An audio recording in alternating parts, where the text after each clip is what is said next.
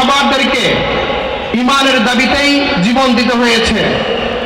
আমরা দেখেছিলাম যখন এই নিষ্পাপ মানুষগুলোকে ফাঁসির কাছে নিয়ে যায়, জেলের ভিতরে আবদ্ধ রাখা হয়, দিনের পর দিন রিমান্ড দেওয়া হয়, তখন আমাদের কাছে অতীত ঐতিহ্য অতীত ইতিহাস আমাদের চোখের সামনে চলে আসে। এ তো সেই পথ যে পথে হযরত ইব্রাহিম আলাইহিস সালাম গিয়েছিলেন, বিদা আগুনে নিক্ষিপ্ত হয়েছিলেন। এ তো সেই পথ যে পথে মূসা আলাইহিস সালাম ফেরাউনের বিরুদ্ধে যুদ্ধ ঘোষণা করেছিলেন, দাউদ আলাইহিস সালাম জালুতের বিরুদ্ধে অগ্রসর হয়েছিলেন। সমস্ত তাগুতের বিরুদ্ধে আম্বিয়া কেরামের অবস্থান ছিল।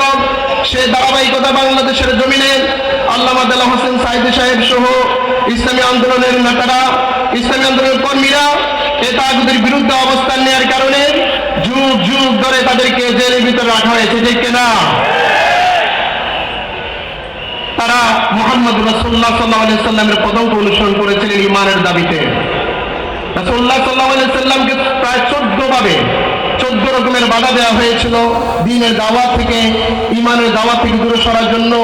মুহাম্মদ রাসূলুল্লাহ সাল্লাল্লাহু আলাইহি সাল্লাম বলে দিলেন, লাউ ওয়াদাউ শামসা ফি ইয়ামিনি ওয়াল কামারা ফি ইয়াসারি লানাতুলা হাদাল আমর।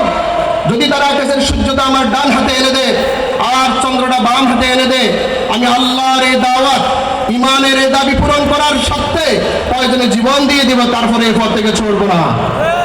সম্মানিত উপস্থিতি, আমাদের আল্লামা সহ ইসলামী আন্দোলনের নেতা কর্মীদের এই ধরনের ফলবন দেওয়া হয়েছিল, যেটা আমরা পরবর্তীতে শুনেছি। তাগুতের কাছে মাথা নত করার কোনো সুযোগ নেই। এই পথ খুব কঠিন পথ। আম্বিয়া কেরামের পরে সাহাবায়ে কেরাম, ইমাম হুসেন রাদিয়াল্লাহু তাগুতের বিরুদ্ধে যুদ্ধ করেছিলেন ঈমানের দাবিতে।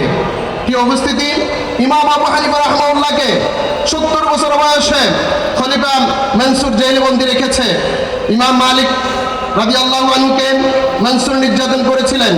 ইমাম শাফিকে মনসুরের নাতি হারুনুর রশিদ নির্যাতন করেছেন।